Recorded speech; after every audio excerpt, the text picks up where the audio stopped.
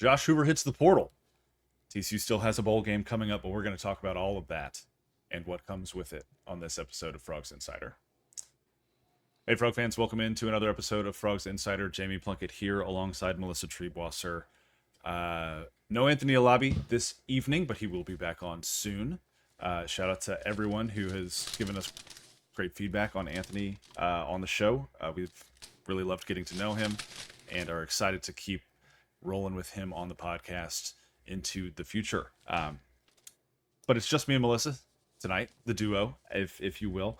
Melissa, we've got quite a bit to cover here. Yeah. On this episode. Indeed. Some interesting news came down with football this week when Josh Hoover announced that he was going to enter the transfer portal when it opens up on January 2nd.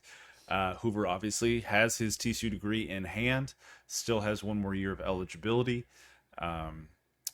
After, the wave of quarterbacks that hit the portal with no Josh Hoover entering, there was a thought that, hey, maybe he's going to stick around. He had started practicing as TCU was preparing for the Alamo Bowl against USC, but news broke right in the middle of a TCU men's basketball game. Yeah, right before tip-off. It was awesome. Right before tip-off. There was quite an interesting vibe in Schollmeyer Arena when that news broke. But what was your initial reaction? I know that, so a little bit behind the curtains here. I told you did before. Be so dirty, dude. Yeah. So look, sometimes Melissa learns things and tells me. Sometimes I learn things and tell Melissa, and we just kind of say it to each other the next time we run into each other. And in this particular instance, there were 3 or 4 things that I've learned, some of which have become public, some have not yet.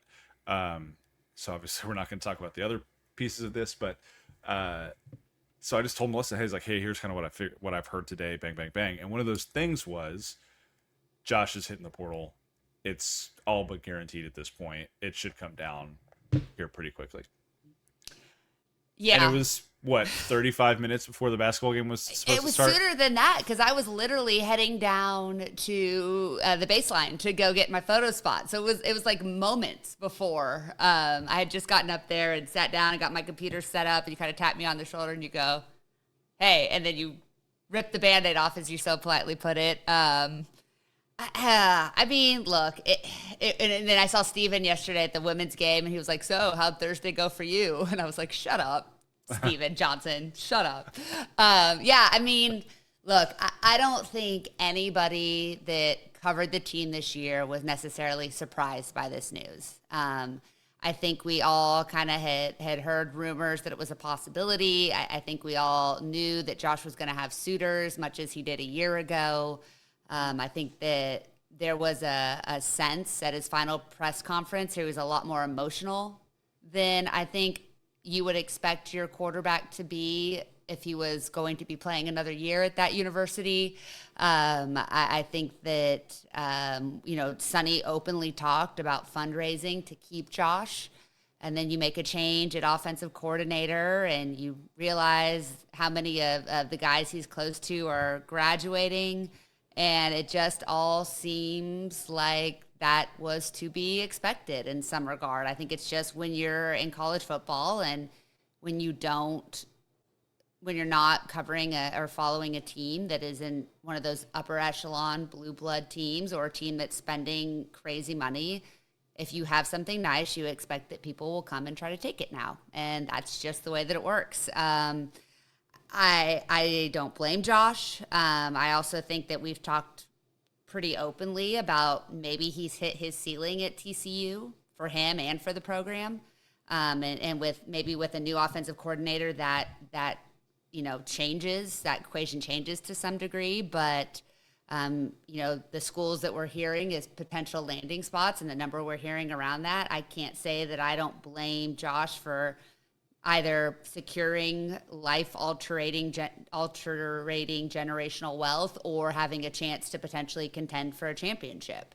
Would I have liked him to contend for that championship with TCU? Would I have liked him to play in a Big 12 championship during his time? Absolutely. But I'm not going to begrudge him for leaving. And I think loyalty is a farce, when it comes to professional things, and these are basically professionals now. And so we can't expect him to stay loyal to TCU nor should we, because just like any of us would change our career if we were offered what he might be offered. You can't begrudge him for doing the same. And we also can't, have people openly talking about wanting to go get other schools' quarterbacks while bemoaning the fact that ours is leaving.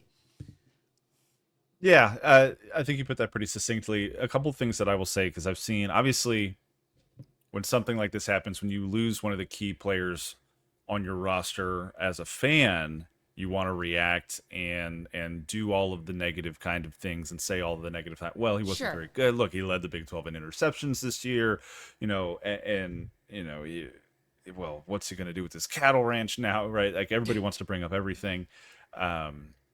Everything negative that they were maybe holding in or choosing to ignore, or had recently written off as, oh well, that's not a big deal because he's ours, those kinds of things.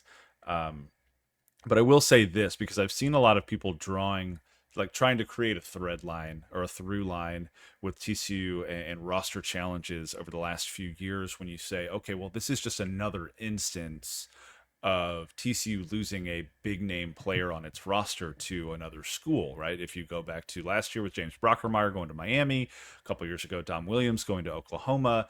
And in those situations, both with Williams and Brockermeyer, TCU was not willing to go up to the number that those two had been offered by other schools.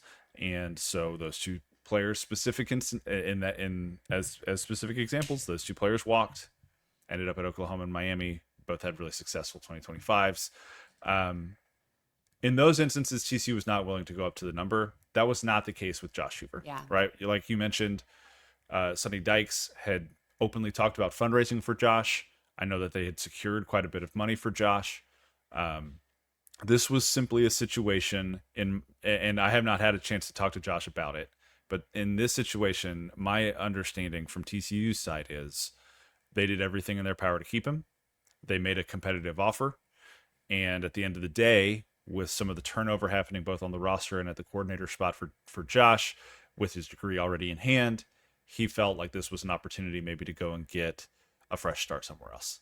Yeah. And as hard as that might be for TCU fans to hear, as frustrating as that might be, as dissatisfying as a reason that might be, if you're a TCU fan hearing that, that is really truly kind of what it is here. It was not a situation where TCU said we can't afford Josh Hoover. Mm-hmm. I know that for a fact. It was not a situation where TCU said we cannot afford Josh Hoover. He just wanted to go somewhere else. And yeah, like you mentioned, some of the schools we've heard, Indiana is a school that has been connected with Josh for a really long time. He was committed to Indiana. Yeah. Obviously under their previous coaching staff before he flipped and became Sonny Dykes' first commitment at TCU. That is a school that has cropped up most recently. Obviously, we know in the past Tennessee has been a suitor. We heard connections. I know you heard and I heard as well that Auburn might be getting in the mix. Yeah. A couple folks think Clemson's getting in the mix. Miami, I've seen thrown potentially around. Miami, yeah. Right? And so when you are a quarterback in this day and age, as we've seen with other quarterbacks, you know there's an opportunity, a real opportunity, to go and play pretty much wherever you want. You can kind of get the pick and probably get the paycheck to go with it. So can't really blame him. I know the TCU was going to make a competitive offer, but at this point in time, Josh just decided his future needed to be somewhere else. Yeah, and as I said, I think TCU didn't do anything wrong here. I don't think that this was a reactionary move by Josh when Bryles was replaced. It doesn't feel like, I don't think Josh harbors any ill will, and I don't think the players harbor any ill will towards him. That locker room has stayed pretty tight this year, as evidenced by the fact that, there really aren't any opt-outs at this point for the Alamo Bowl, which, again, we can be critical of Sonny in a lot of ways. Culture, apparently, those last 2 years is not one of them. So I think that says a lot. I want to make sure we talk a little bit about Eric's comments here at some point too. But yeah, that this is the world, and I think that TCU put a lot into developing Josh, and Josh was a nearly 3-year starter for them. I think he paid his dues. He earned his degree, both by his performance and his willingness to be a part of that program and by doing the work in the classroom. And, I think the thing where I I don't even say the thing where I understand where fans are frustrated with him, for somebody whose character has never been questioned and whose commitment to Fort Worth and TCU and who we all talked about so glowingly when he, rebuffed Tennessee, to go through that first few days of bowl practice and then decide he was going to leave. I get why people are a little frustrated with that. I think that's a reasonable frustration, but I also, it doesn't make sense for Josh if he knows he's going to portal out to risk injury now. And so that sucks. Like I would rather you make the decision, right away, or you play the bowl game before you make it. But I said a couple tweets to the chat today about guys that just won a playoff game at Oregon and announced they were entering the portal and aren't going to play in the second round of the college football playoffs. So I think we're going to see some things change at some point here with all of this. But I think the people that came out and were very burner account coded language, and that's gross and that's unnecessary. And if you want to hide behind a fake account and call somebody every bad word in the book who has never done anything but given his all, like, you can be critical of his play, you cannot be critical of how hard he worked, and how he treated his teammates and how he treated people around TCU. Every single person I know that is literally dozens of people that have met Josh anywhere, football or non-football related, have always come away talking about what a great human being he is. His decision to leave TCU does not change what a great human being he is. And I'm very thankful for the last 3 years of getting to cover him, getting to know him. I've always enjoyed talking to him. He's always been really gracious with us. He's been kind and just forthcoming. And it's been fun to watch him grow up and develop on and off the field. And I'm going to be rooting for him, assuming TCU doesn't play him next year. Yeah, I think I will be too. I mean, he's got a degree in hand, right? He has that in common with you and I for forever. Yeah. That he is a TCU graduate. I will say this too. To your point about starting bowl practices and then deciding that you were going to depart. Yeah, that's probably the one aspect where you're like, maybe we could have done this a little bit differently. But at the same time, the calendar doesn't. There is no break in the calendar where this naturally could occur without being relatively disruptive, right? Because it either happens now in the middle of bowl preparation, or it happens in early January when the portal is already open, and then you have less time as a team to prepare for plan B. And so realistically, aside from just staying, right, there is no opportunity to enter the portal that is completely not disruptive. And so that's a challenge. But in Josh Hoover's absence now, Ken Seals will start in the Alamo Bowl. So fun. And we had this conversation, when we started to hear the rumblings that this could be a possibility. And I want to get to something that Sonny said earlier, late last week as well, in regards to that, in just a moment. But when we started to hear the rumblings and we started to say, okay, well, you could go one of two ways, right? You could go with Ken Seals, who has been the good soldier for the last 2 years, came to TCU from Vanderbilt with a personal expectation of competing for the starting job, didn't win it in 24, came back again instead of hitting the portal one more time, gave it another shot in 25, right? Grew up in Azle, just a little ways from here, and grew up cheering for TCU, as he put it last week. Really cool opportunity for him to get this start as kind of a thank you for being a good soldier over the last 2 years. That was one path TCU could go down. The other path was, hey, you've got Adam Schobel, a young kid, true freshman, legacy player. This could potentially be your quarterback of the future. You have big plans for him as your quarterback of the future. Maybe not in 2026, maybe in 2026. We don't really know yet. This could be the opportunity to get him out there and play, see what you got with a young kid.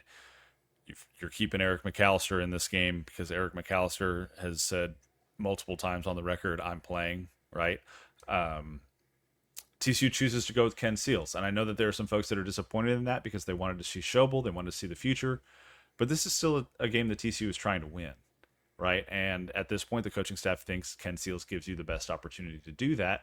And you have the benefit of saying, hey, this is a kid who's given everything to the program for the last 2 years and hasn't really been able to kind of reap the full benefit of that. This is an opportunity for him to go out and show, hey, there's a reason that he started 22 games in the SEC. I've come fully around on Ken Steele's starting this game. I think initially my initial reaction was very much, all right, let's run with the young guy and just see what he's got. But I completely agree with what I believe is what the staff is thinking and kind of what you alluded to. Is this is a game TCU wants to win.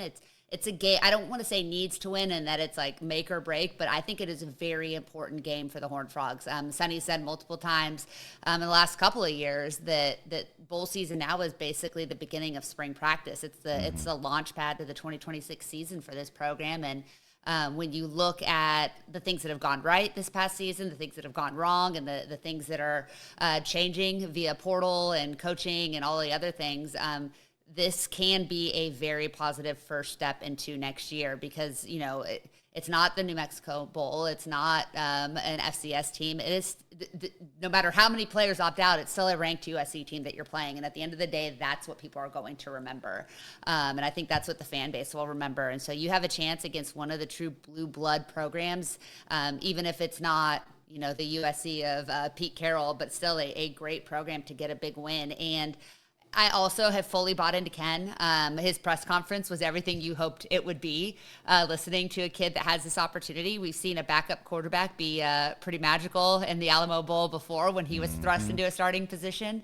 And so, I think I would love to see a show bowl package or two. I'd love to see a couple series for the kid just to get him some experience, and maybe we do that because Ken leads us to a blowout win, and we've got some opportunity. But I think it's the right move. I think Ken Seals, I don't know that he's a guy that's going to go and throw for 400 yards, but he's a guy that's been in these high leverage situations before and had some level of success, and he's got talent around him, and he's got a fully bought in Eric McAllister, and I think we're going to hopefully get to see some Terry Shelton finally, and Ed Small has been practicing, and Jacoby Hayes is practicing, and so maybe we do get to see some of those young players in significant roles while also having a quarterback that can handle the pressure and handle the spotlight. And I think also like for guys like Colton Deary and Bud Clark and Caleb Elarms-Orr and these guys that are playing their last game because they're out of eligibility, putting them in a position to win matters too. Giving them a best chance to have success. And if Schobel is not ready, which why would he be? He has yet to take a meaningful snap in a college football game, right? Like that's no knock on him whatsoever. Then putting the veteran out there and giving those guys a chance to go out with a win on their record, I think matters too. So I think this was the right decision. I'm really excited to see what Ken Seals could do. That dude has been such a great teammate. One of my favorite things being on the sidelines is watching him just dancing during timeouts and throwing, and just like, I hate to use the cliche, but he's just like a kid out there, man. Nobody has more fun in a football game than Ken Seals. And so it's pretty awesome that he's going to have an opportunity to end his career starting his first game at TCU. He should have been Eric McAllister's quarterback in high school because they were there at the same time. He was a little bit older than Eric, but like a year or two ahead. But he was going to Azle originally, and then his mom got a job as a secretary in the Weatherford school system, and so he transferred out there to be with her. And so he ended up out at Weatherford. Obviously, that's where he played and where he graduated. But he did mention Friday at his press conference, man, I kept kind of looking back over to Azle at that wide receiver and thinking, man, I should probably be throwing to that guy right now. And so it's really cool to see these kids who both are from Azle, local kids who grew up cheering for TCU, kind of getting to go out one last hurrah. Yeah. Eric has another year of eligibility, but I don't think it's a shock to anybody. He does? I think so. I'm fairly certain. Oh, maybe not. Maybe not. I could be wrong. I could be wrong. I don't know. I'm going to back up on that. You I'm going keep to back off on talking. that. I'm going to Google it. I'm going to back off on that. But I think it's pretty clear at this point that the NFL is the next step for Eric McAllister, regardless of whether or not he has another year of eligibility. And so it's going to be really cool to see them go out there and be able to. I fully expect Eric to get like 20 targets in this game, by the way. He better, absolutely. Because I think Ken's really just going to throw the ball to him. He and, Eric made a really good point during the media availability on Friday as well. When he first got to campus, after he transferred from Boise State was that January of 2024 when Josh was hurt. He had had his back procedure. He was out for all spring. And so the guy throwing to Eric and getting him acclimated at TCU was Ken Seals. And they had both just gotten there together. And they were, Ken was kind of running the ones at that point. And so this is an opportunity for these guys who kind of miss each other in high school, although they were at the same, from the same town, and who got to campus on the same time and really helped each other get acclimated to TCU and go out and kind of show what they can do in the Alamo Bowl. I'm really excited for both of these kids. And also, you kind of mentioned it. Shout out to Eric McAllister, because he was asked point blank, why are you playing in this game?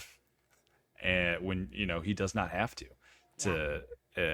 And he said, look, you never know what tomorrow brings. You never know when the last time you're going to strap up to play some football is. He goes, my team's playing.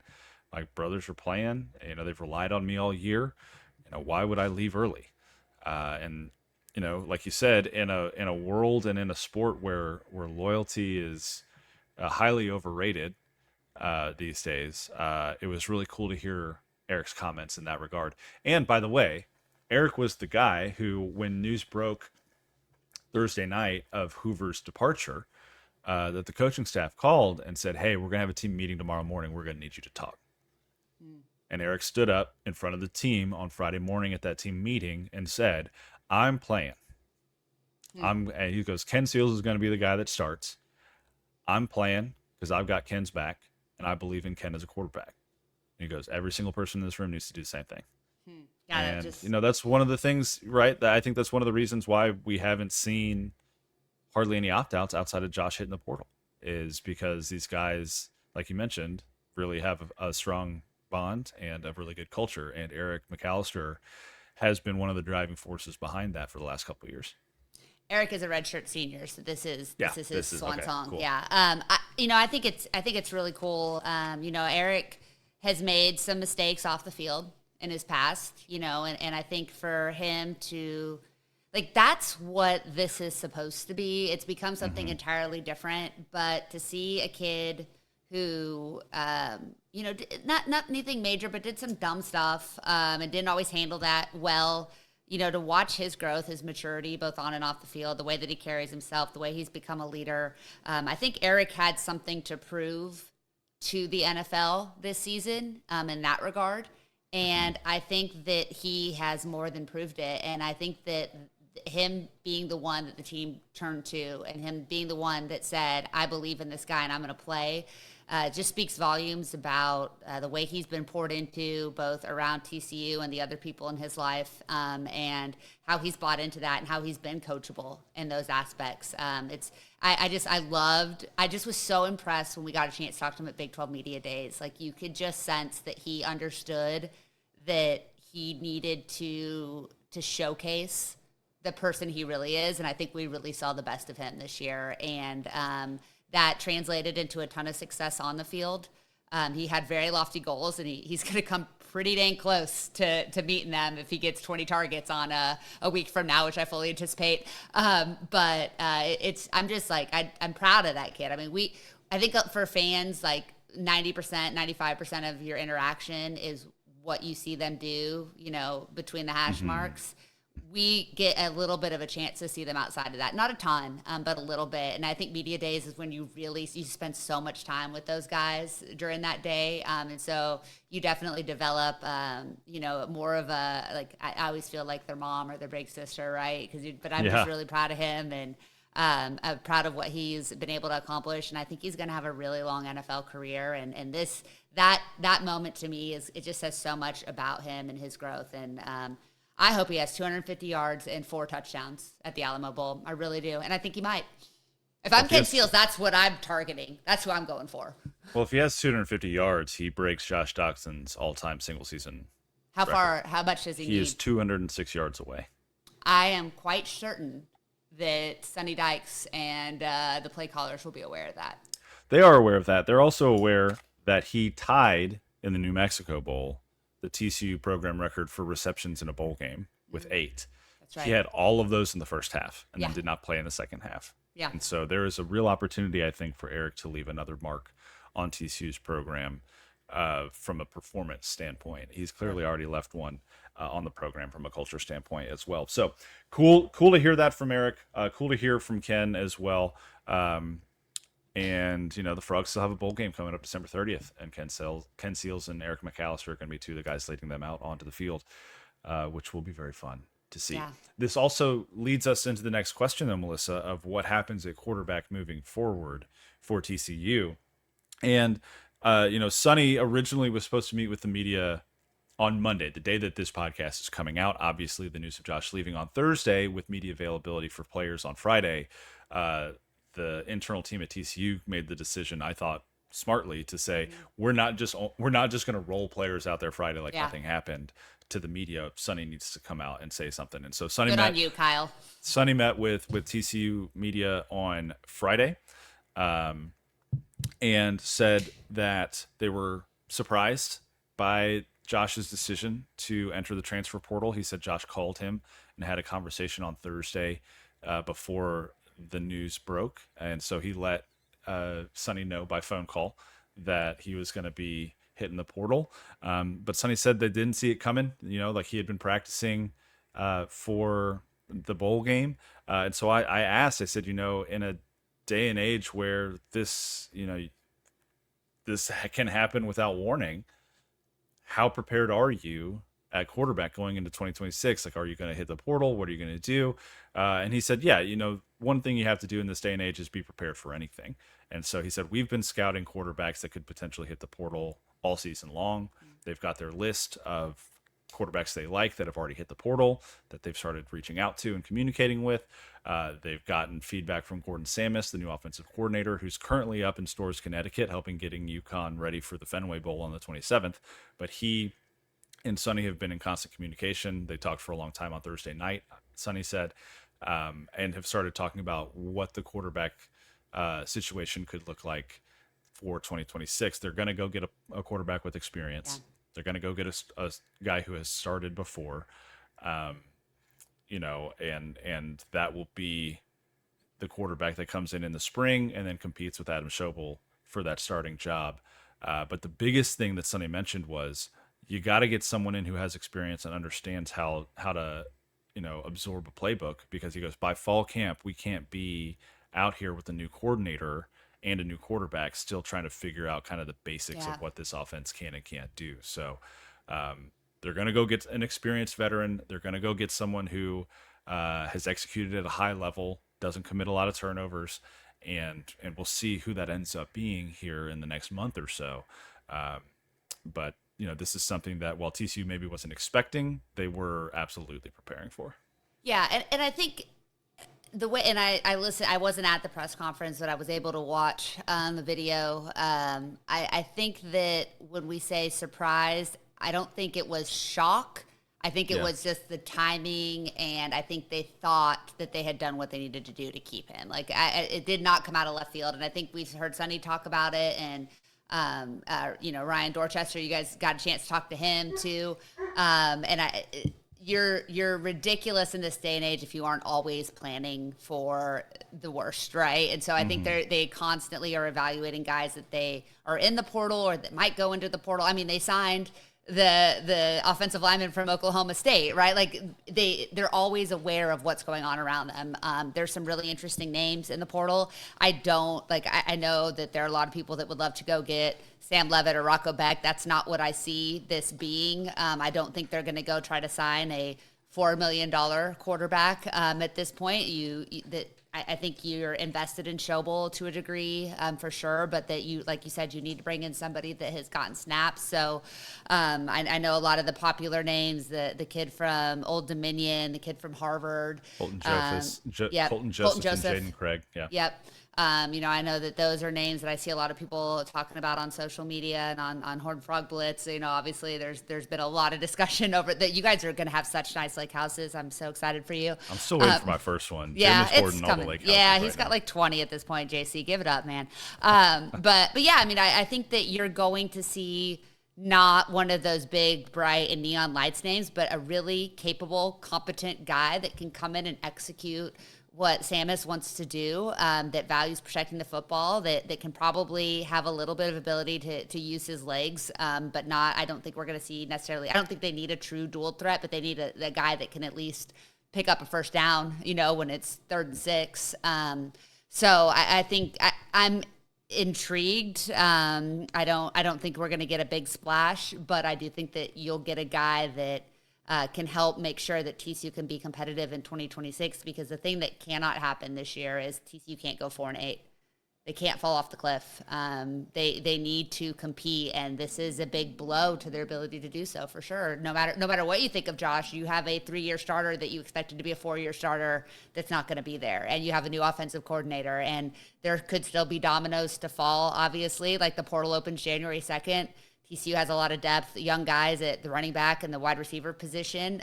You just don't know what's going to happen. And so they need to get a quarterback sooner than later so that they can help those young guys buy in and say, we have somebody that's going to help you showcase what you can do, and you don't have to leave to do that. Yeah, and you also think about it from this perspective, too. Like, TCU has to rebuild a lot this offseason, not just quarterback. Yeah. I mean, you lose your starting center in Colton Deary. You lose your starting edge rusher in Devin Deal. You lose both your starting linebackers. You lose your veteran starting safety in Bud Clark. You lose your veteran wide receiver in Eric McAllister, right? You lose Kavorian Barnes, who was your starting running back to begin the year, right? There are so many pieces that TCU has to go out and get this offseason that, like you mentioned, we talked with Dorchester last week, I think, maybe a week and a half ago now. Timelines are fuzzy. Who knows what day it is, really? And he said, our plan this portal season is to go get multiple high-level starters out of the portal. And in order to do that, you got to identify a lot of guys. In order to do that, you got to spend a lot of money, which it sounds like TCU is going to do this portal season. But you also have to understand that that if you're going to go pay $4 million, $5 million, $6 million for a quarterback, which some of these guys are asking for, not Josh necessarily, but there are quarterbacks that are currently in the portal. Gotta be very expensive. Well, I'd imagine. there are quarterbacks in the portal that I know for a fact have asked schools for $6 and $7 million. Insane. Right, and they'll probably get it from somebody, or they'll get close. Yeah. Right. The worst they can tell you is no, I guess. But if you're doing that, right, how much are you willing to spend? I guess is the question. And we saw Texas Tech is a great example of spending gone right this year, a phenomenal example of spending gone right. I would say Florida and Florida State are probably really good examples of spending gone wrong, right? You are not guaranteed Texas Tech results just because you spend a lot of money in the portal. So this staff, this player personnel staff, which runs 6 or 7 deep at this point, is going to do their due diligence, stick to their valuations, and go and put the best possible roster together that they can. And it's going to involve a lot of turnover in January. You're going to see a lot of names that TCU is in the running for. You're going to see a lot of names that you recognize that TCU is in the running for, and how they manage to get guys on campus and signed will really dictate how 2026 goes. Yeah, and you're going to need a lot of starters. You're going to have to go sign a lot of starters, so your evaluation really has to be on point. Because, like I said, you could spend a lot of money and it not matter, but if you spend money the right way, you can. I mean, this could be a championship contender team if they do their evaluations right. So, huge offseason for TCU, bigger than I think we anticipated it being. When we first saw the page turn to December. But at the end of the day, before they start thinking about what's next, they've got a bowl game to win. And I know that TCU fans have really incredible memories of the Alamo Bowl. It's been a place that's been pretty magical. I mean, it's easy to think of that Oregon game and how just insane it was. But the Stanford game was really fun there too. So let's hope that Ken Seals and this team rally together one last time. I'm quite confident TCU is going to care more than USC.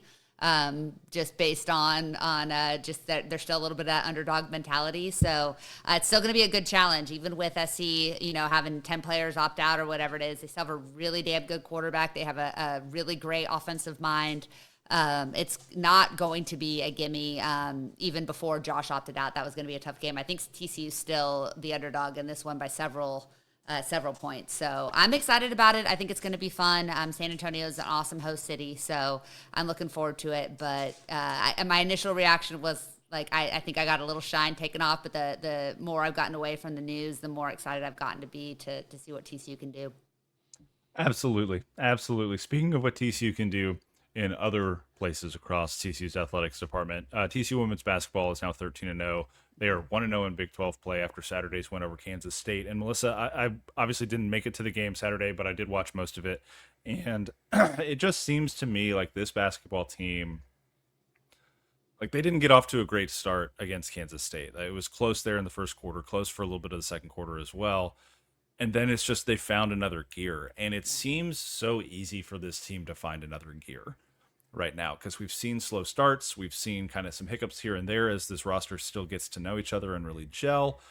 And then there are moments where, as a Mavericks fan, it really hurts me to give this as an example, but those prime Spurs teams with Parker, Ginobili, Duncan, and the ball is just moving, like it's never stuck anywhere. And the ball is just moving with this offense, and they're scoring, and they're playing lockdown defense, and they're getting out in transition, and they're rebounding really well, and they're doing the fundamental things like making free throws. Like there's just another level to this ball team that we have not seen around TCU in a hot minute. I think like the championship potential for this team, I think, is just building and building and building with the way they handled Kansas State. I mean, they won by 22, and they came out of that game, and they all talked about, well, it still wasn't our best effort.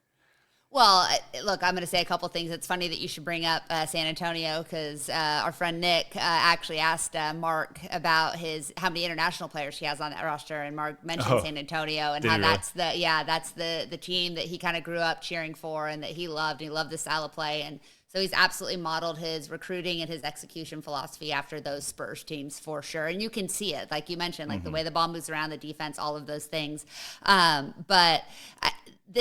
Two things. This might be the best third quarter team in the country. Nobody comes out of the locker room better than TCU. I would die on that hill. Now they've only played 2 Power 4 opponents.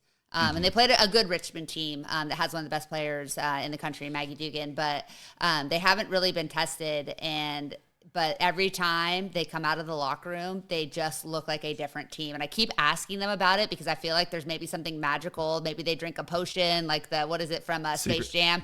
Yeah. Secret sauce or what? Secret juice. Yeah. Whatever. I can't whatever remember it is. But they keep just like, no, like we just go in and we lock in and we realize that it's time to flip the switch, and we flip the switch, and then we're like one of the best teams in the country. And like, okay, that must be nice. They say it a little bit more eloquently than that. Go back and watch a couple of the press conferences and see. Also, please go watch Jeff Mittie, his press conference after that game, because that man is going through it. And like as a coach of a team that's really young and really inexperienced as well, like I really empathize with him in that moment. That Kansas State team is tough. They lost 2 really great players, both players that were in WNBA camps, and Serena Sundell and Aoka Lee. They're 2 bigs. One of them they thought was going to be eligible because she played 1 game over the redshirt max her freshman year and averaged like 2.3 minutes in those 8 or 9 games she played, and they thought she was going to get a waiver, and they denied the waiver. And then they had an international player that literally just got cleared by the NCAA last week, and so has just started practicing. They have no size. That is a tiny team, but they play hard, they play scrappy, they play great defense.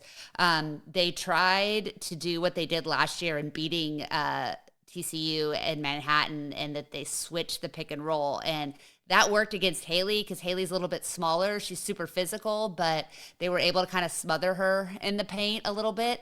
They were not able to do that against Olivia Miles, and Olivia got a little. We had a little moment in the press conference because she had said the game before that I'm not a 25 point a game scorer. That's not really what I do. In a game that she had scored 25, kind of been saying, I'm a pass first player.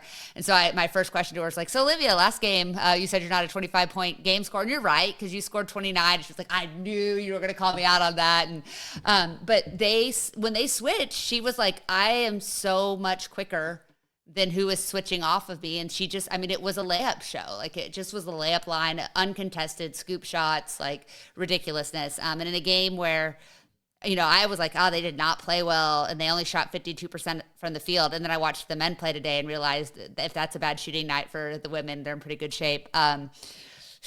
But yeah, they're just really good. They're really deep. Kennedy Basham got hurt in the first game out. She missed last game. Mark said after the game they expect her back for BYU, but it's an ankle and you just don't know. But they could play small with Marta at the 5, and can play the 5. Clara Silva had her best game as a Horned Frog, playing almost 30 minutes and had her third or fourth double of the season. Clara Bielfeld came out and played really well as the only true freshman in the lineup. Taylor Bigby and Maddie Shear defensively was incredible. Didn't really light up the stat book, but just made a couple of big time plays that really swung the tide. So Kansas State's not the best team they're going to play in the Big 12 by any stretch. They still haven't been super tested, but Mark talks a lot about not stubbing your toe. And this team, this program has not lost games they should not lose since he got here.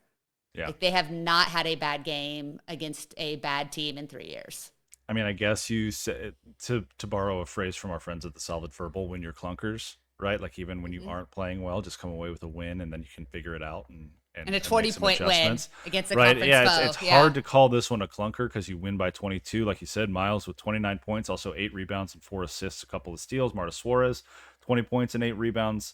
Clara Silva with a double and 4 blocked shots. Maddie Shear with 3 blocked shots.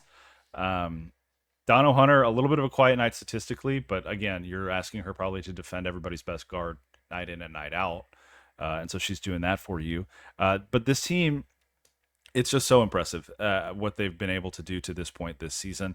9th in the country. I don't see how they don't go up at some point. They've been hovering around this 8-9 spot. Yeah.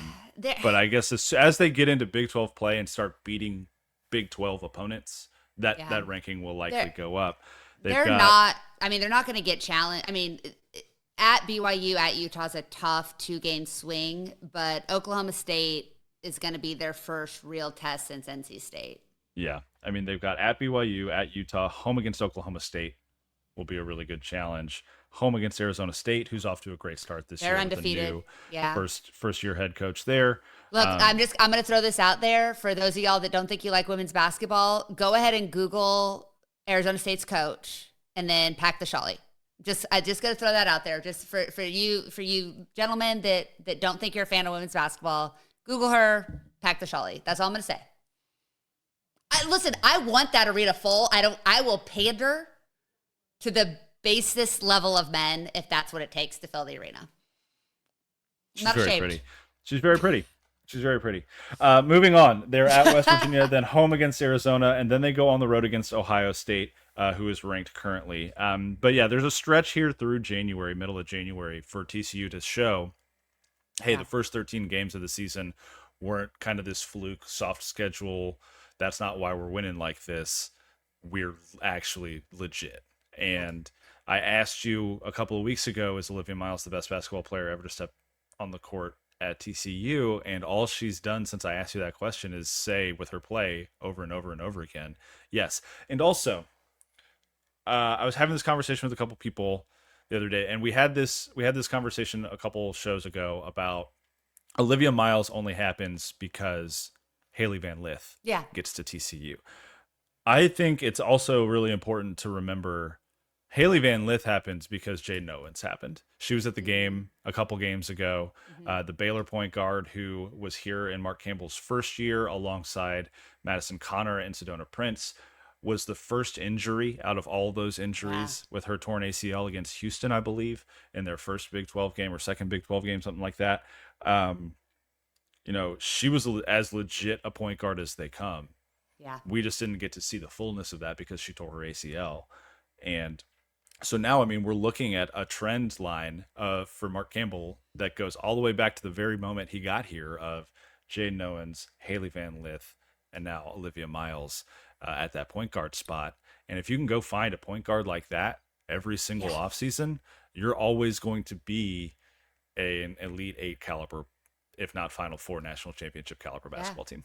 And the cool thing is, hopefully this next year, he's not going to have to go sign 10 more players. Because you get Donna, who also can be a really elite point guard. That she just moved to the 2 to accommodate Olivia Miles when Olivia came in. And for those of you guys that haven't noticed, I'm doing a women's basketball podcast with Winsider as well. And our first guest was Donovan Hunter. Did an awesome conversation. You can find that over on my social media channels. I'll tweet out that link again when this posts so people can listen. I mean, she's just the absolute freaking best. I love Donna so much.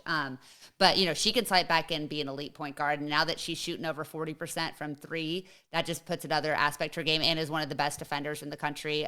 Clara Silva, Mark has said that in a couple of years, you're going to be looking at her as one of the very best players in college basketball. And I believe it. Her confidence, what she did with Kennedy Basham out Saturday, I thought was just so impressive. She's just a sophomore.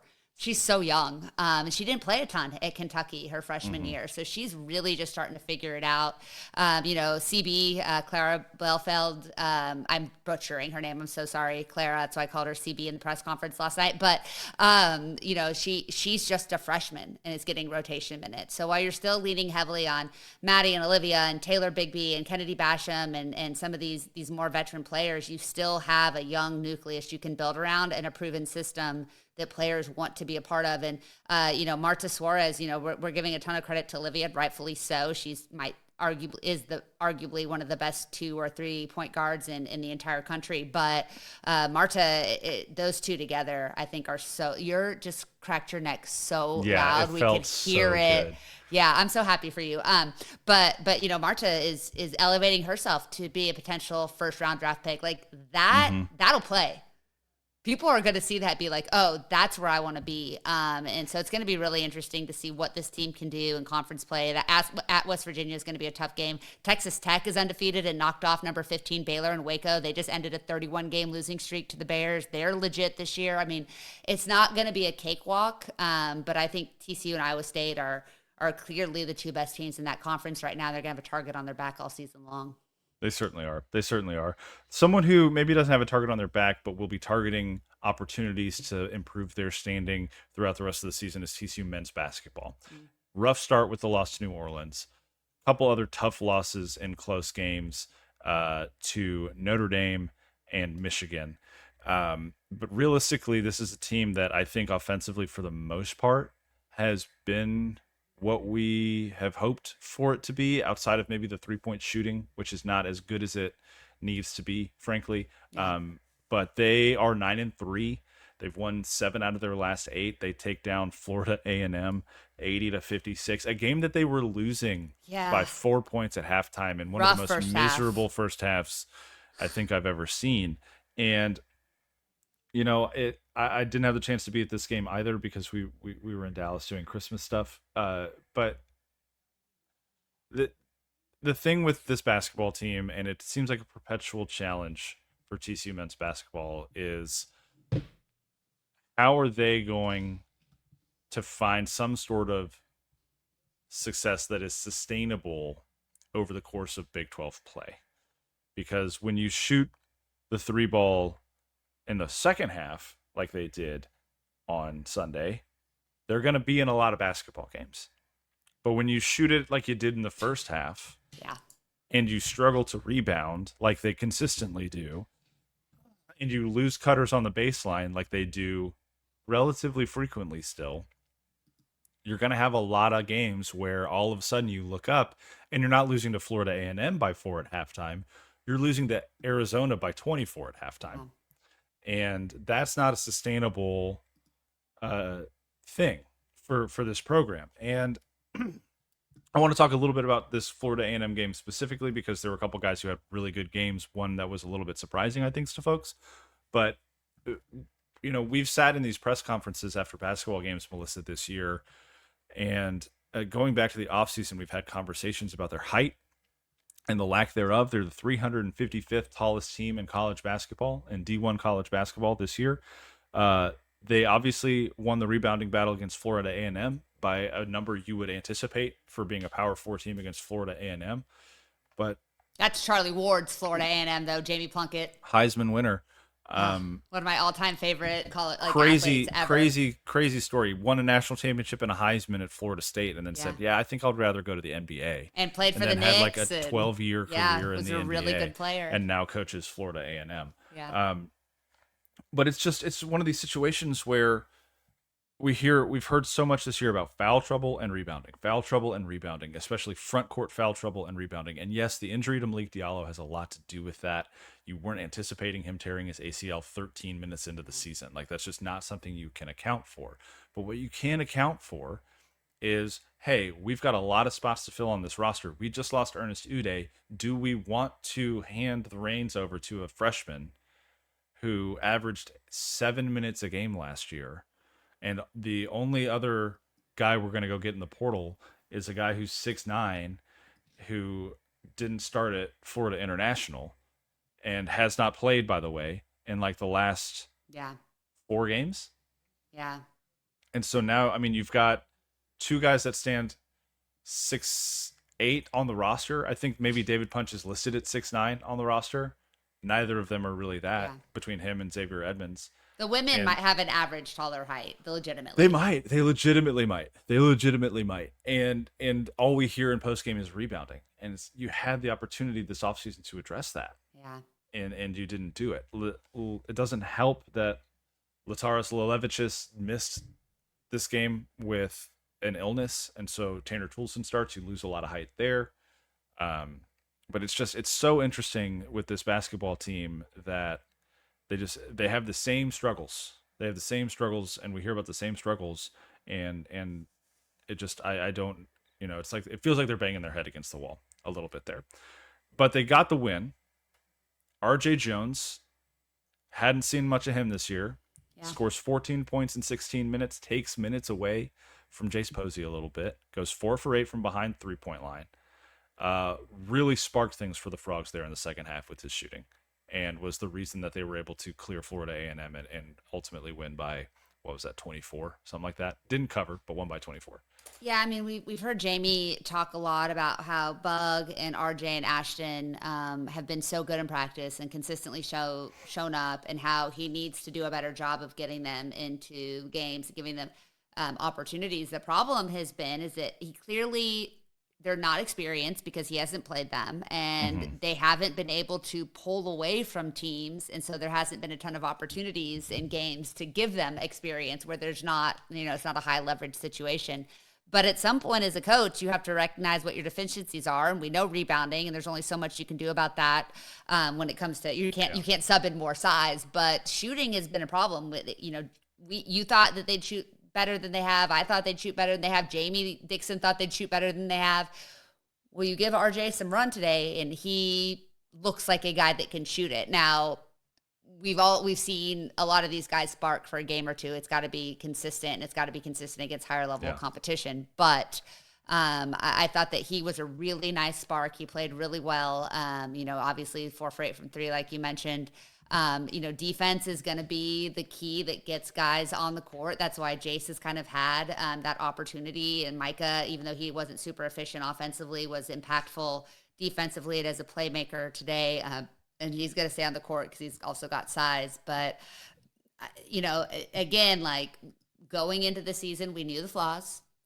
They have consistently remained the flaws.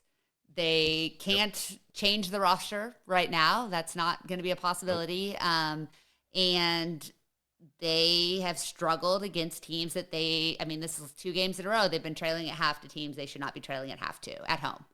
And so you've got one more tune-up on the 29th.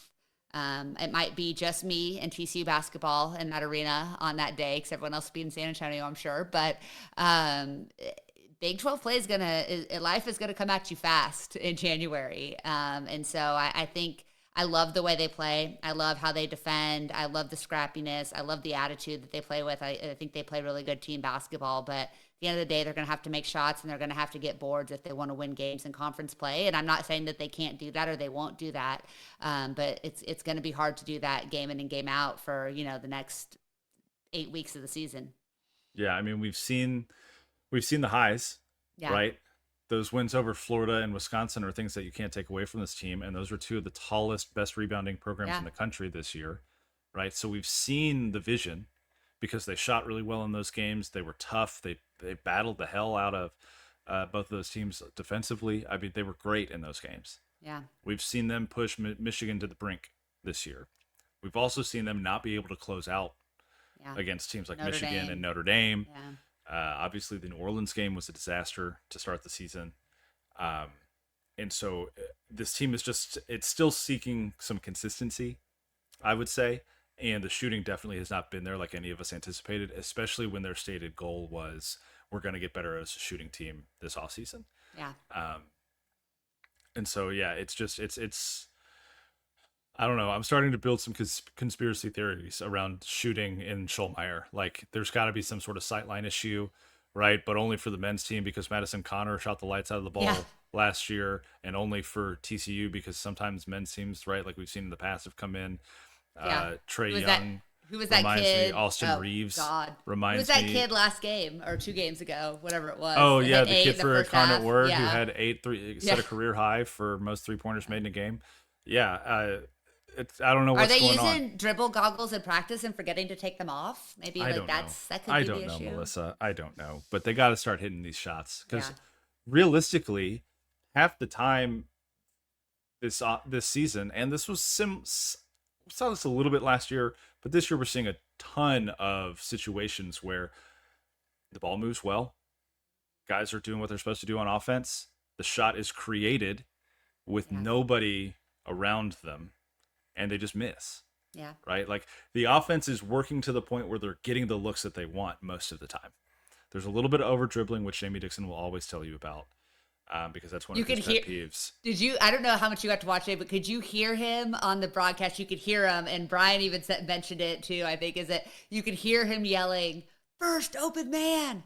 And it was to mostly take the shot. Yeah. No, to move the ball. Like every time, I think it was Edmonds had the ball, and like 3 times in a row, you just get the ball out, keep them. And if you watch the women play, I think that's how Jamie would like this team to be able to play. Just like the ball, the only person that really dribbles the ball is Olivia. Everybody else, it's just pass, go. Yeah, and it's for the most part this year they've been that. There's a little bit of over dribbling, but that's Harding is more of an off the dribble creator at times, and he and Pierre are both pretty good at that. So you live with that, you take that when they over dribble. He keeps his dribble alive. Yeah, it's less of an over dribble. He's more hunting because he's so small and he's kind of hunting. Yeah, he's kind of feeling it out. Yeah. But I mean, they've created a lot of really good open looks this year that just aren't falling. Yeah. And it feels like that's the story year over year. This year, it's definitely happening more because they didn't have a point guard that was capable of creating a lot of shots last year, except for himself.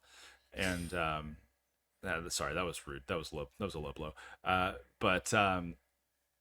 It's just one of those situations where on the nights where the shot is falling, you feel really good about it, and then every other night you're just worried about. Hey, are they ever going to make a shot again, and can they get a rebound? I mean, at the same time that we're sitting here, we're talking about them. They're 9-3, right? And so it's not like they're sitting here at 3-8 or something miserable and abysmal, but I think there are legitimate questions about this team as they've got one non-conference game left before they start Big 12 play. And Big 12 play is going to be what it is every year, an absolute gauntlet. Yeah. An absolute gauntlet. So we'll see. We'll see how it goes. Their first game for Big 12 play is Baylor. Cool. So a team that replaced every single player on its roster from a year ago and is, I believe, a 2-loss team right now. Baylor men's basketball. We can look that up. We have the internet. They are 9-2. Yeah, 9-2. With losses. I don't have any idea who their losses to Memphis, at Memphis. That's a bad one. Yeah. I mean, I don't know that it's a bad one. Memphis is kind of all over the place right now. We'll ask our good friend Steven Johnson. Yeah. and then to St. John's, who is ranked. So Was a was an Elite Eight team yeah, last year, I believe. yeah, at least Elite Eight. Yeah, and I mean, they've got some good wins. They they beat a pretty good Washington team. Creighton, they have beat a pretty decent Creighton team. So yeah, I mean, look, it's not going to be easy, but nevertheless, we persist. Nevertheless, Jamie, certainly we do. We persist closer and closer both to the Christmas holiday, which we hope that you all have a wonderful one with loved ones wherever you might be. We'll be thinking about you all that day as well. Melissa, you've got 2 really great episodes coming up in the podcast feed for folks both this week and next, starting with an interview with Landry Burdine, former TCU captain and Sun Bowl champion back in 1998. For those of you who aren't familiar with Landry, I would highly encourage you to give this episode a listen because he's fantastic. He spent a lot of time on the radio broadcast as well, both on the sideline and in the booth as a color commentator alongside Brian Estridge. And if you have heard of Landry Burdine, then I already know that you're going to tune in and listen to Landry Burdine talk some more because he's fantastic. He was awesome. There were some clips going around of him. He had a chance to address the team, this year's team, a couple weeks ago, and as soon as I'd already planned to reach out to him, but as soon as I saw that, I was like, oh, I got to have Landry on. And he over-delivered, gave us a lot of great behind-the-scenes stories. I put one out on social today about the rap battle that I wasn't aware of. I did not know the story of the rap battle. And so that's definitely worth giving a listen to. He talked about how he found out that they were playing in a bowl game. Just say he was not available. He was on a hunt, I believe. Yeah, he was on a hunt with his roommate and showed up to the team meeting where they announced it after a week long of hunting, drinking, smoking cigars, and not showering. And all kinds of great nuggets. Talked about what happened after their last game of the regular season because they all thought their careers were over, and so they got an extra 24 hours in Vegas. We didn't get too deep into those stories. He said we'd put that one behind the paywall. Good. But yeah, for the best. And then I think he just talked about what that win meant for TCU, how TCU even got an invite to the Sun Bowl. They were not supposed to be there, and a lot happened behind the scenes. So if you love TCU football and you love the history of TCU football and or maybe you're a young fan that just showed up the last couple of years and you want to know why we are where we are, 30 minutes of your time will be well worth it. Landry was I spent the whole time just freaking cheesing because it was just so fun to hear Landry just tell those stories and talk about that journey. It was really, really fun, and I expected it to be, but he delivered even more than I anticipated.